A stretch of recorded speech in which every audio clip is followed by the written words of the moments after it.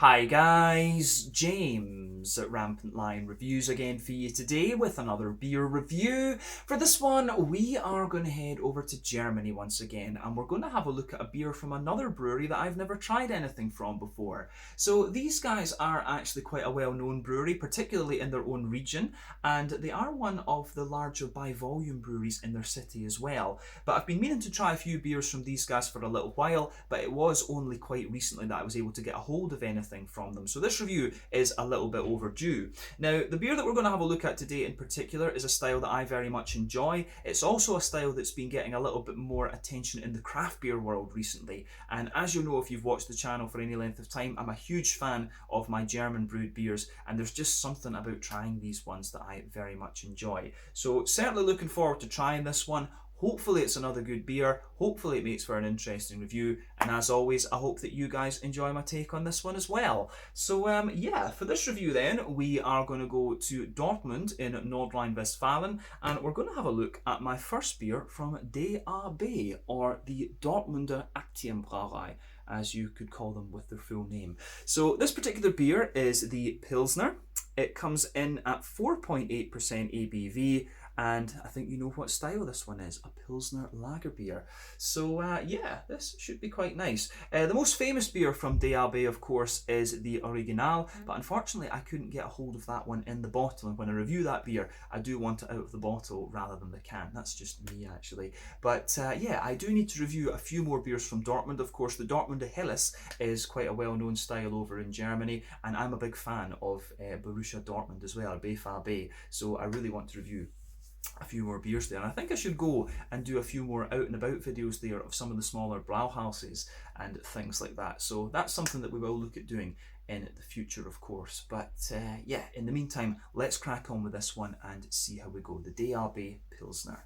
So, as always with my reviews then, I'll tell you a little bit about the brewery before we taste the beer. If you want to get straight to the tasting, just fast forward. All the usual links are in the video description below. That's the brewery website, the link to my other reviews that I'll do in the future from DAB, Dortmunder Actien Brauerei. This is the very first time I'm trying one of their beers, as I mentioned, but there's all the usual social media down there. If you want to see more reviews, do please consider subscribing to the channel. The whole channel, of course, has a geography-based tagging system, so you can go into the homepage and search for beer based on country, city, state, county, province, prefecture, whatever it is you happen to be interested in. Do check out the playlists of beers from different countries. There is one there for all the German beers that I'm reviewing for you, and that's being added to quite regularly at the moment because I am working my way through a German box that I got. And as always, please do get in touch and let me know some of the other beers and breweries that you guys would like to see me review. It's always great to hear from you guys that are watching the videos, and the support that you show the channel is hugely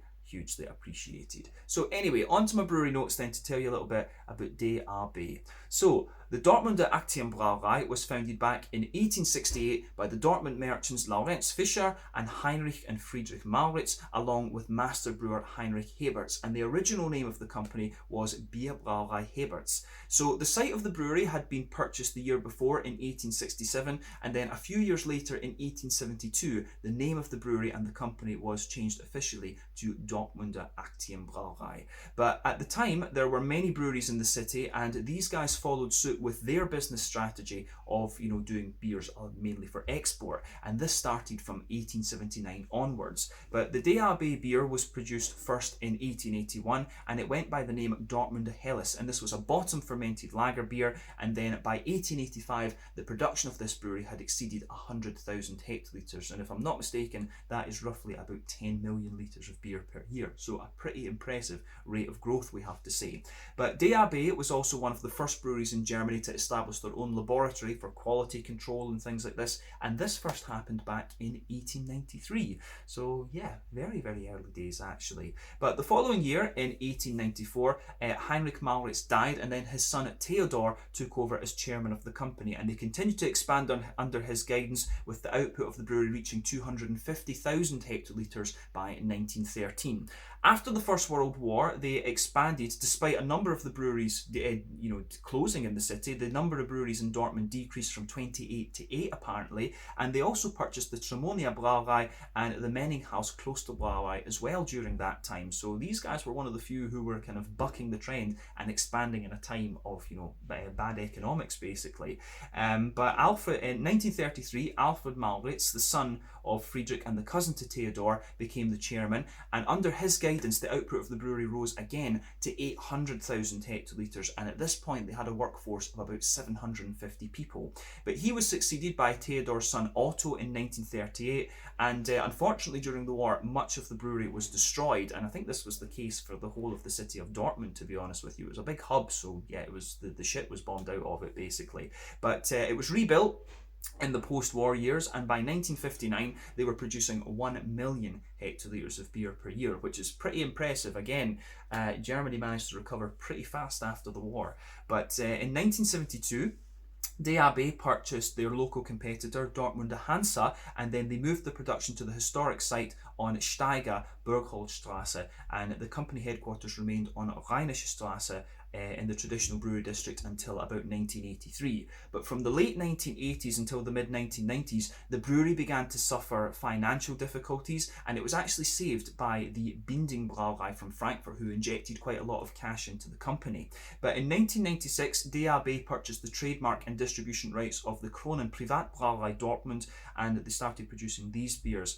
And by the following year, they were producing 4 million hectolitres of beer per year. So you can see these guys kept expanding. So I do wonder why they actually got into financial difficulties.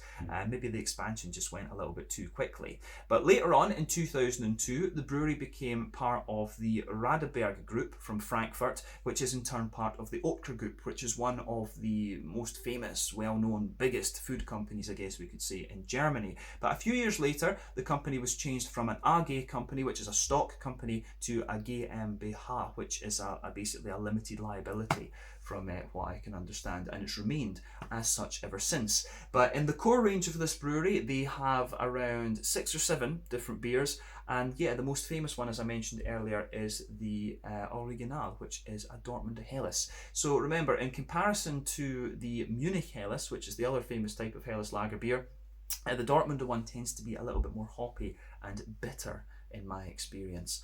But yeah, that is a beer that we will need to review at some point in the future, the DAB Original. But yeah, that is everything I can really tell you about Dortmunder Actien Brauerei, DAB, for the moment. But if you want to learn more about these guys, you can check out the brewery website. You can follow them on Facebook and Instagram to keep up to date with all the latest goings on. And you can, of course, check out the Rate Beer, Untappd and Beer Advocate pages to learn a little bit more about all the different beers that these guys have done. So yeah, that's it for the history section, and yeah, it was pretty extensive, that one actually. So I'll just let you have a little look at the artwork on this one before we open it up.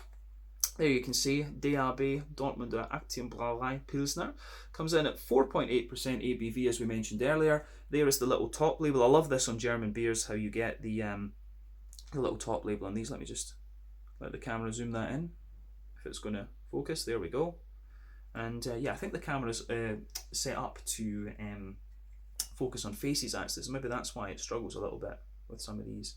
But there you go, DAB bottle cap on this one. This is a green coloured bottle actually. I'm not sure how common that is in Germany, because remember, brown bottles are the best ones for protecting beer from light damage. But yeah, that's followed by green and then clear bottles obviously.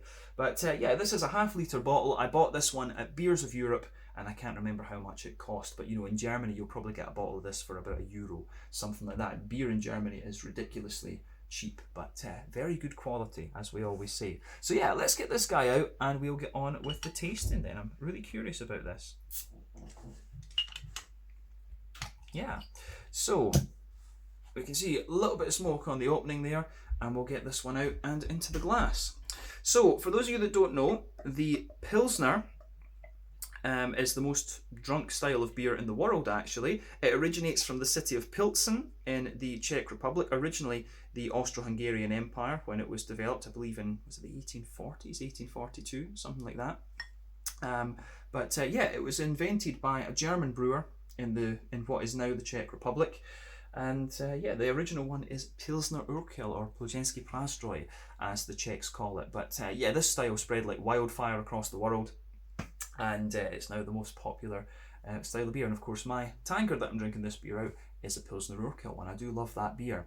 But yeah, remember, these beers are lager beers. The definition of a lager beer is a cold temperature fermentation beer, bottom fermenting yeast. They ferment between 8 to about 12 degrees Celsius, actually. So yeah, the basic definition of a lager beer for you there. But anyway, we've got this guy out. As you could see, when we poured the beer, it poured with about a quarter finger of a frothy, I would say, perfect white head. That head has faded away to be a very thin foamy layer. Now there's just a little bit of a ring around the edge of the glass, and then a little bit of a kind of bubbly island in the middle of it.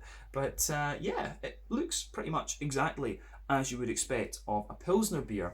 So you can see this one is crystal clear. You can get Pilsners that are a little bit more hazy. Some of them are crystal clear like this, but yeah, it's poured a nice kind of golden straw colour. And remember, the colour of your beer depends on, one, the type of malts that you use. This goes a long way to determining the EBC rating of the beer. Two, the length of your wort boil is also going to play a role, because the longer you boil the wort, the more the sugars caramelise, and thus you get a darker colour of beer. Any barrel aging that you do or any adjuncts that you put in will of course affect the colour as well, but when it comes to Pilsners and lagers generally, we don't really have to care about that. Those two variables are more applicable to like sour beers and things like this. But yeah, it certainly looks the part. One or two big bubbles sticking towards the side of the glass, a few little ones going up toward the bottom of the head there, but overall it does look pretty nice, in fact, this one, and pretty much as you would expect for a Pilsner lager beer. So yeah, let's take a closer look at the aroma and just see how we get on then. Curious about this. Ooh, yeah, that does smell pretty nice. Yeah, there's just something about these German brewed Pilsner beers. And I mean, one of the things is a lot of people in the craft beer world don't like the big produced beers, the macro produced beers. But the one thing you have to say about the Germans is that they know how to produce beer on a big scale and keep the quality very good. So I mean, I would never have any hesitations about drinking macro beers in Germany, even if it's, you know, the likes of Bitburger and these kind of things. You know, you always get really, really good quality beer over there. These guys are a little bit more of a kind of regional powerhouse brewery, I guess we could say, but you know, drinking the big beers in Germany, you very rarely go wrong with these, of course. But yeah, this is very, very nice, this one. Straight away you get that, you know, originality, that German originality. It's awesome. But yeah, let's try and break down the aroma for you then and just describe it a wee bit more in depth. So on the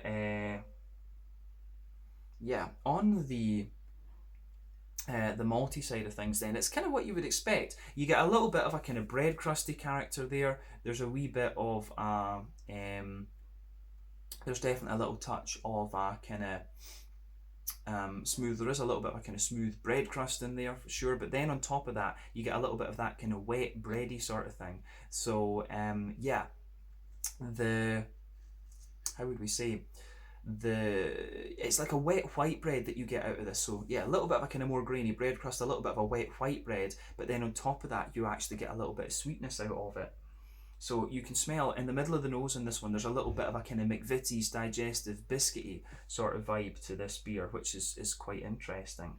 So yeah, that is quite nice. So yeah, a little bit wet fresh bread on top of that, a little bit McVitie's digestive biscuit. There's quite a bit of sweetness right in the middle of the nose, but you can smell a little touch more kind of grainy McVitie's digestive biscuit character after that, and you also have a little bit of that kind of Pilsner malt crispness there. Pilsner malt is a difficult one to describe because it is mainly about the vibe that it gives the beer. It will give you that biscuity sweetness that I'm talking about from the, you know, the McVitie's digestive sort of thing. That will be coming from the Pilsner malt, but further back on the nose you can smell that you can really smell that nice kind of Pilsner malt crispness coming out of this beer. So that gets a big thumbs up from me. I do really like how this one goes together actually.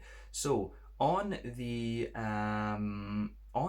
hoppy side of things then, on the hoppy side of the beer, this one is pretty much as you would expect. So I suspect this beer might be using Tettnanger hops, or it could use Hallertau, right enough. So the Hallertau and Tettnang regions are the two big hop producing regions in Germany. Hallertau is in Bavaria, Tettnang is in Baden-Württemberg. These guys are a little bit closer to Baden-Württemberg, so I wouldn't be surprised if it's the Tettnang hops. But the German noble hops are very distinctive. They give you a lovely smoothness, but also quite a bright green component, and you get that one. You get that sort of vibe out of this beer straight away. So you can smell a little bit of smooth earthiness in there, but if you take the aroma in, you know, quite deeply, you definitely get that very bright floral aromaticity out of it. It's just a wee touch spicy, but at the front of the nose you get a nice kind of smooth grassy character, and it does have a little bit of that kind of wet, freshly cut grass kind of idea to it, so that's pretty nice too. So all of these things are to be expected of the style. This beer, aroma wise, is not doing anything that we don't expect from this style, but again, it's just a really nice example. I love the aroma of these German brewed lager beers. But on the fruity side of things, it's got a little touch of a kind of apricot-y character to it. That's quite minimal, though. It's quite a dried apricot-y note. You get a little bit of you know, you do get a little bit of that kind of peary, a little bit of a kind of slight dry peary character out of it, and then a wee bit more of an oily sweet pear, and maybe even a wee tiny hint of like a slightly spicy apple or something like that. So yeah, all of these things are to be expected of the style, but the more and more that you smell of this one, I think it starts to lean more towards the kind of biscuity, malty side of things. But yeah, a very nice smelling Pilsner beer, this one, and we wouldn't expect anything less from a brewery that is quite well known over there. So as I always say, take a little bit of time to enjoy the aroma of the beer before you get stuck into it, but I think it's about time that we had a taste of this beer. So yeah, this one is the DAB Pilsner from Dortmunder Actien Brauerei in Dortmund, Nordrhein-Westfalen, over in Germany. A brewery I've been meaning to review something from for quite a little while. So let's get stuck into this one. Slange, Skål, cheers, Prost. Here we go.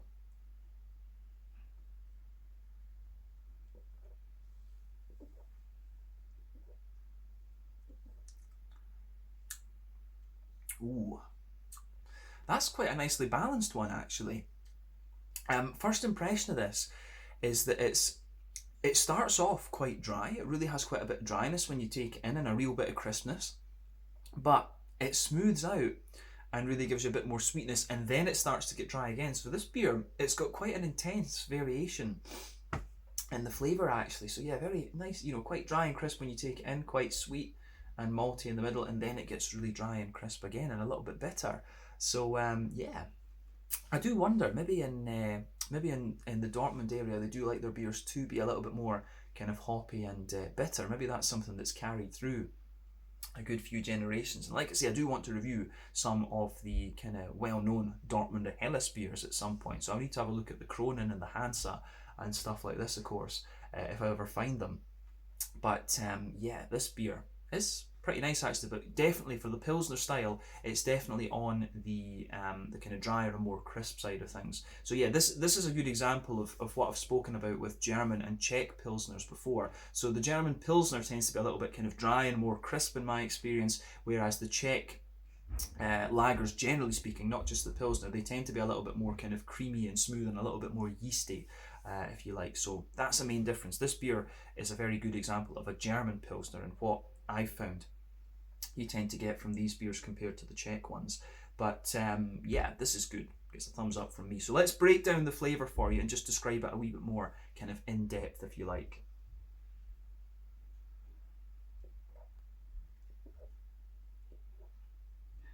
So yeah, on the malty side of things, then we'll kick off with the malty side of the beer. As we say, the backbone of this beer, we'll focus on the middle third of your palate. You do get a little bit of bread crust on the base of the beer. That's the backbone of this one. On top of that, you get a little bit of a kind of white bready character there. You can feel a little bit of a nice kind of fluffy, slightly crisp white bread. But on top of that, you get another bready layer, which just feels a little bit kind of wetter. So yeah, you get that kind of typical wet white bready layer out of this one. So yeah, the crisp grainy bread crust, the sort of more fluffy white bread, and then the wet white bready layer on top of that.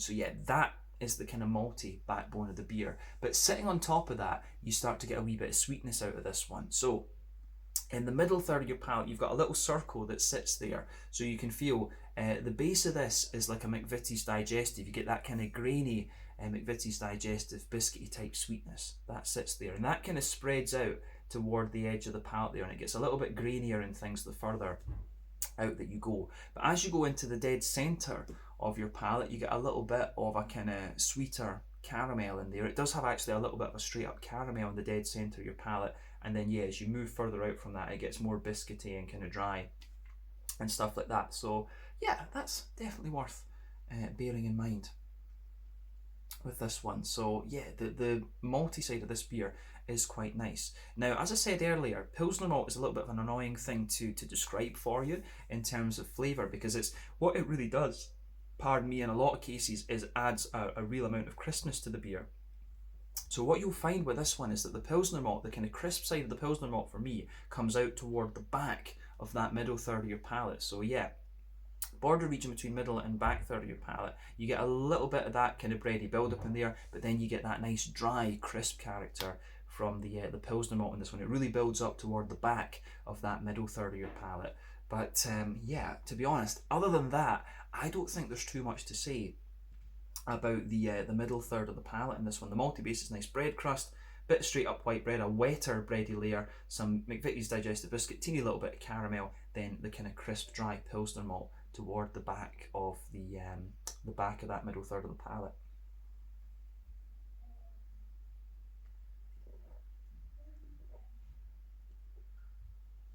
So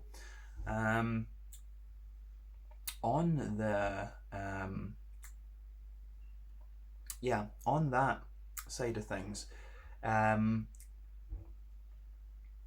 think on the back third of the palate it's quite interesting for sure as well. Let's focus on that back third of the palate. So like I said, border region between middle third and back third of your palate, a little bit of bready build up there. You can feel a little bit of a wet white bready character, wee bit of a kind of bread crusty graininess in there as well, but you also get that big dry Pilsner malt type quality. But the base of the back third of your palate, you get a nice wee bit of you do get a nice little bit of a kind of bread crusty grainy character, and that graininess gets a little bit more intense towards the back of your palate as well. Remember, the more bitter grainy flavours come out further back on the palate, whereas the sweeter flavours come out a little bit further forward, and you can really notice that in this beer. But sitting on top of that, you get a kind of white bready layer that feels a little bit thicker than it does in the middle third of your palate, and then on top of that again you get a bit of the kind of wet white bready layer there. But sitting on top of all that, you can feel the sort of crispness of the Pilsner malt creeps over the top of the bread, and then you get a wee touch of yeastiness out of the beer in this one. And I think the yeasty character in this beer is like a wet, slightly, just very slightly spicy white bready note. But yeah, the yeasty character just sits at the very back of the palate in this one for me. So yeah, I do like how this the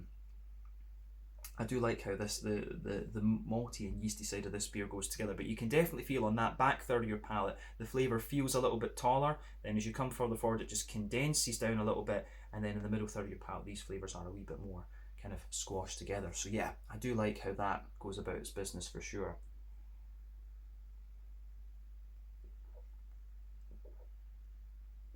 So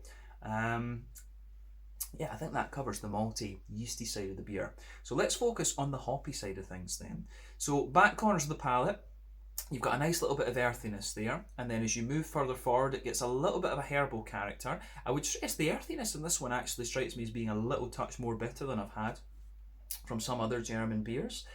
So yeah, that's interesting, because usually you get a very smooth earthiness out of these beers. But yeah, a little touch of stronger earthiness there. It could be something to do with the yeast. But as you move further forward, a wee bit more herbal, and then as you push towards the kind of front corners of the palate, you get a little bit more kind of floral aromaticity out of this one, and it does actually end up being a little touch spicy, which is kind of interesting. Round the front curve of the palate though, you get a little bit of a lighter grassiness out of the beer. It does have a wee touch of a kind of wet, freshly cut grass type vibe to it, but then you get a little bit of zestiness the further you go into the aftertaste too.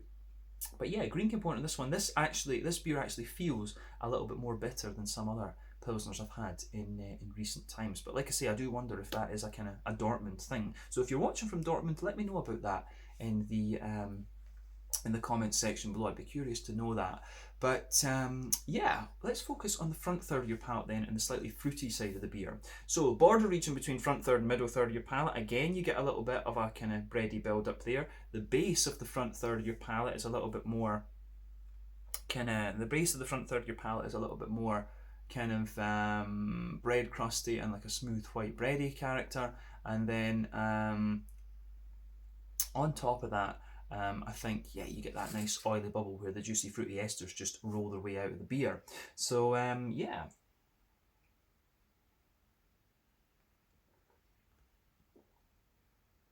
So yeah, fruity side of this beer is kind of as you'd expect. It's quite common, or it's quite normal compared to what we would expect for the style.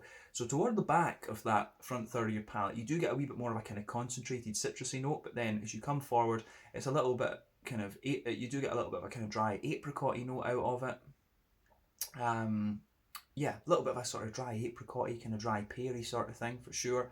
Then as you move into the kind of front half of the front third of your palate, it gets a little bit more oily, so you have a little bit of this kind of slightly oily peary type character, maybe a wee teeny bit of gooseberry or something like that. Then as you reach the kind of front tip of your palate, it's got a wee bit of a kind of spicy apple sort of, like maybe very slightly spicy limey character, and that mixes in with all the kind of zesty grassy character from the green component of the beer as well. But I mean, overall this one is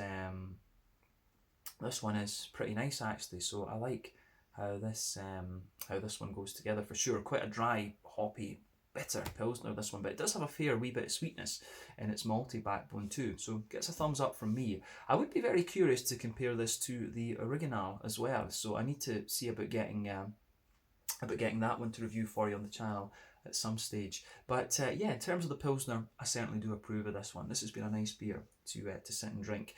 So yeah, let's round off the review with a look at the mouthfeel then. So definitely a light-bodied beer, yeah.